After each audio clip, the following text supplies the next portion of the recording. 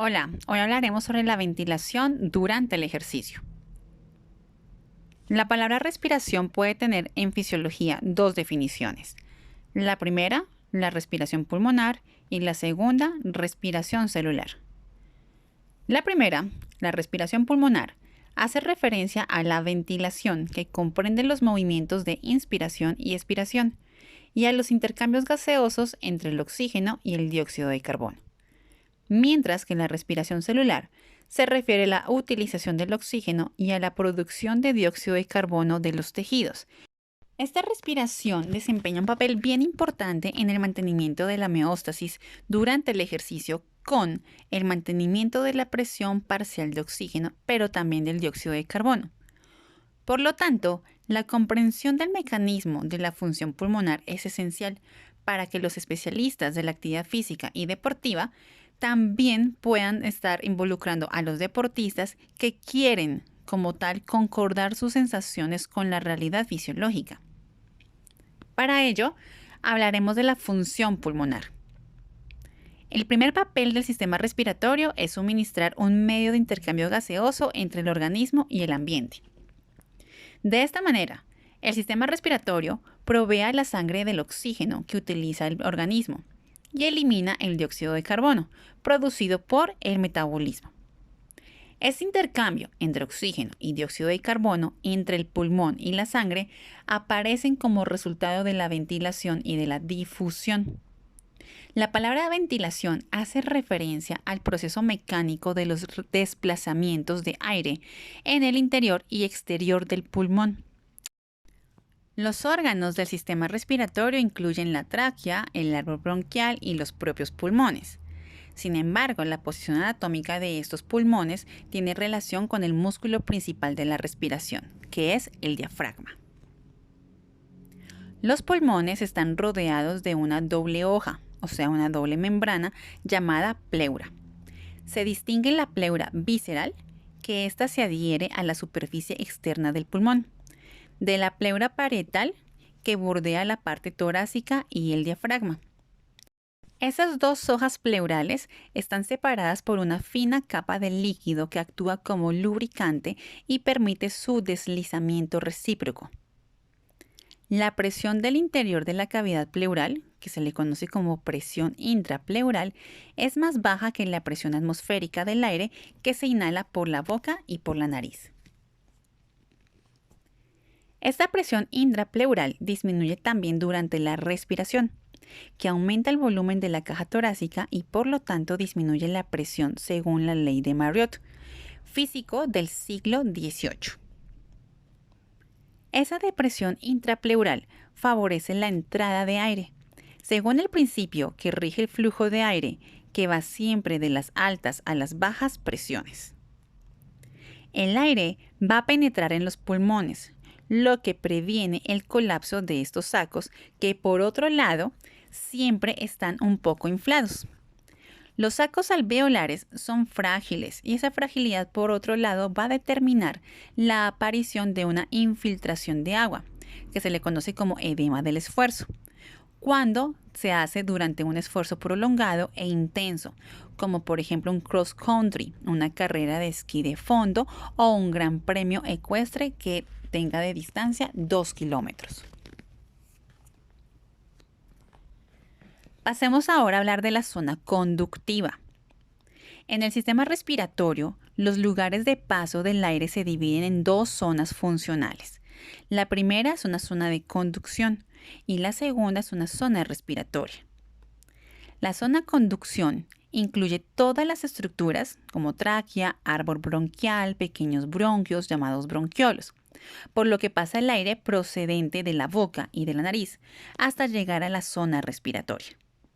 La región del pulmón donde se da el intercambio gaseoso se llama zona respiratoria e incluye los bronquiolos llamados respiratorios y también los sacos alveolares. Los bronquiolos respiratorios están incluidos en esta zona, puesto que contienen grupos de pequeños alveolos. El aire penetra en la garganta, exactamente en la faringe, que recibe el aire de las cavidades tanto nasal como oral. Generalmente, el hombre respira por la nariz hasta que la ventilación alcanza unos 20 a 30 litros por minuto. En ese momento, la boca es el lugar de paso más importante debido a que su mayor abertura no ofrece tanta resistencia. La válvula que controla el paso de aire en la tráquea se le llama la glotis y está situada entre las cuerdas vocales. La tráquea llega hasta los dos bronquios primarios, que son el derecho y el izquierdo, que entran en cada pulmón. El árbol bronquial se ramifica varias veces antes de formar los bronquiolos. Luego, se ramifican varias veces más antes de convertirse en conductos alveolares, los cuales terminarán en los sacos alveolares y constituirán la zona específica para realizar la respiración del pulmón.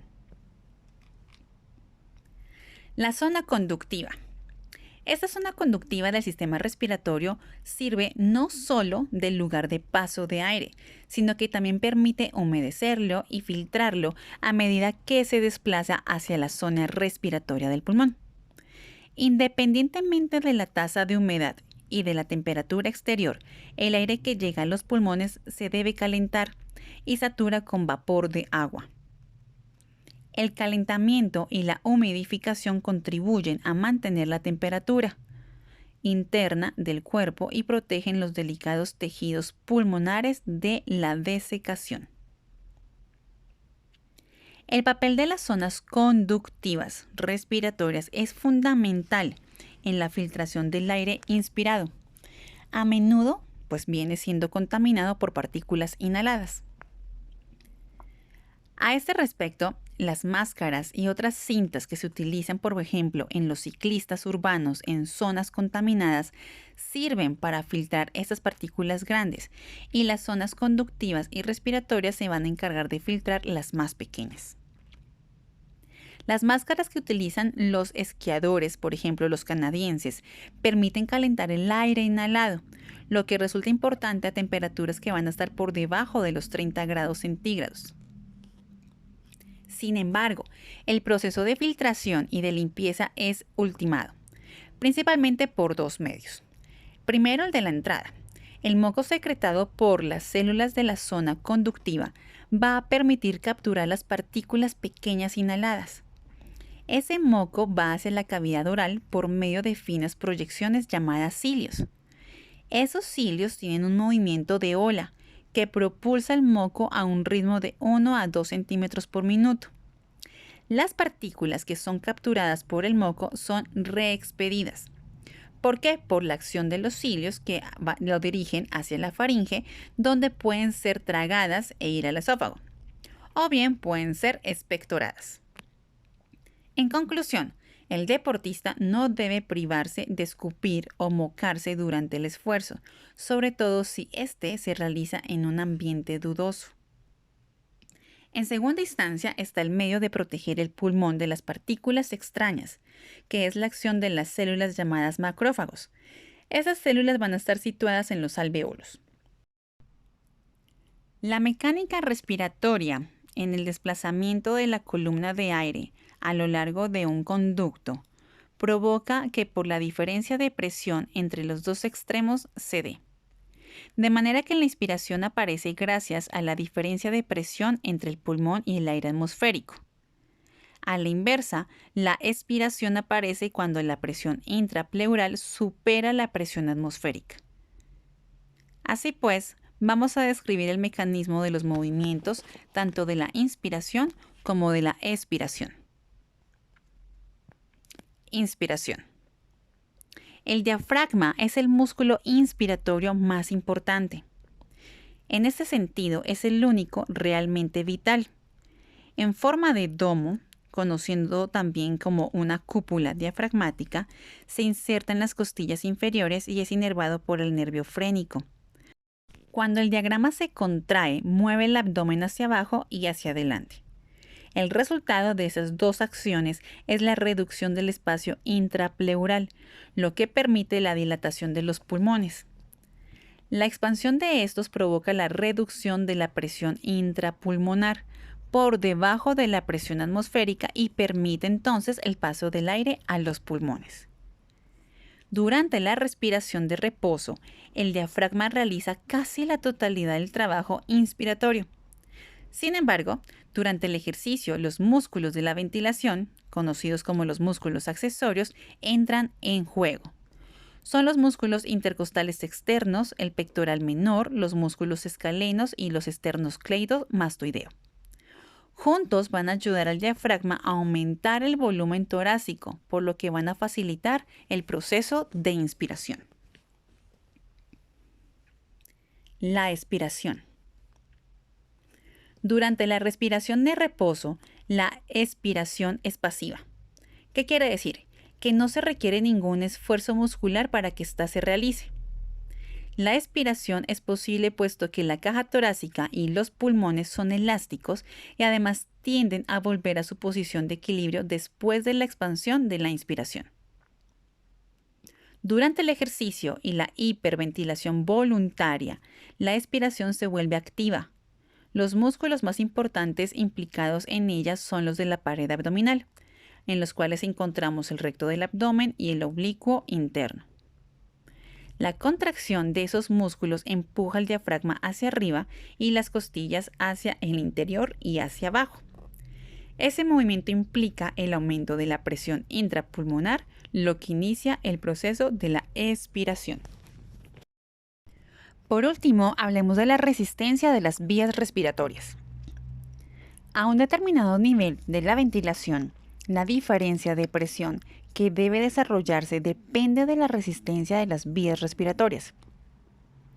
El flujo de aire que circula a través del sistema respiratorio puede definirse matemáticamente a partir de una fórmula.